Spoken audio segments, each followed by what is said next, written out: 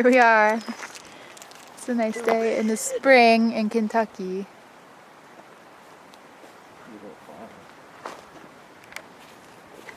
What was the most interesting thing you've learned this weekend? That I can support my entire fat ass on just these two fingers and a little slab like this, just leaning back. And I can hold myself like that. It's crazy. I had no idea.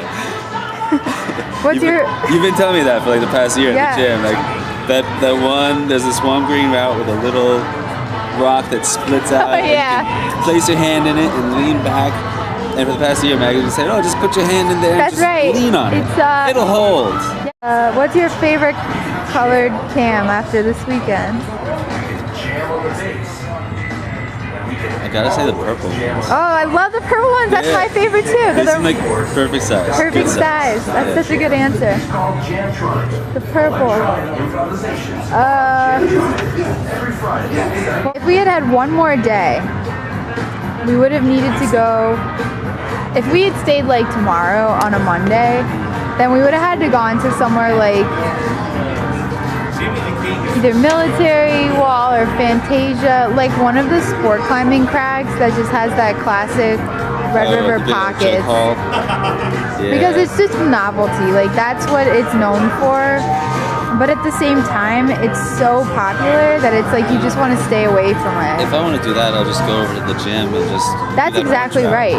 It's just like any route at the gym where you're just like on jogs, except it's pockets, so you're kind of like you're grabbing pockets. But that's why people love it, because it translates so seamlessly from what they're used to in the gym. And so they can go there and they can see success because, I'm climbing 12s in the gym, I can go there, I can climb those 12s. Whereas like you get on something that's a little more technical or slabby or a face climb and you're gonna walk back a grade or two because you have to get used to that style. I guess with outdoor climbing,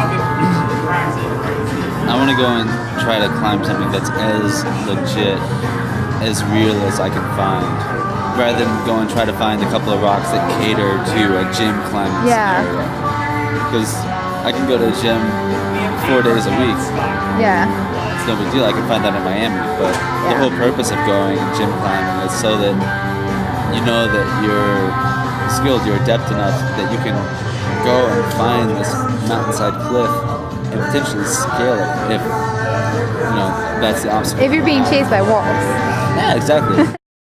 I don't know, you definitely hear stories of people getting hurt, but it's usually because they made a stupid mistake, not because something malfunctioned. That's a good ground fall.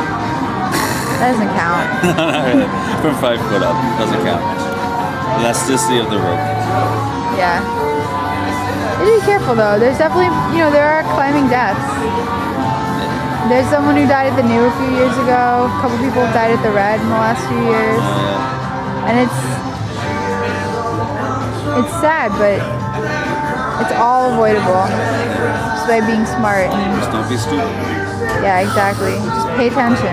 That's the main thing. Pay attention to what you're doing. I guess it's a lot of just knowing your limits, knowing what you can and can't do, knowing where you are in relation to the ground, the clip, the amount of slack in the rope. I'll be very conservative up until I get 3 clips up, and then maybe I'll get a little bit crazy, try to actually lunge a bit for holds that I may or may not hit. If I'm on my second clip, I'm about to get up to the third, like 15 feet off the ground, 5 foot above the last clip point. Yeah. I'm not going to try to do any sort of quasi-dyno or anything like that. Yeah. Makes sense.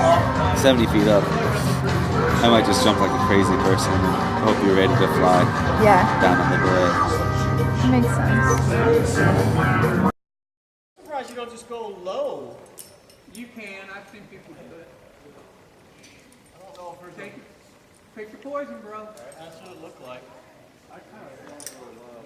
Got my feet up and then fly over. Yeah, great That's good on the left side of the left. Okay, ready to look. Nice work. Nice. That's a hard section, but I was only 1 move away. 2 moves. Yeah.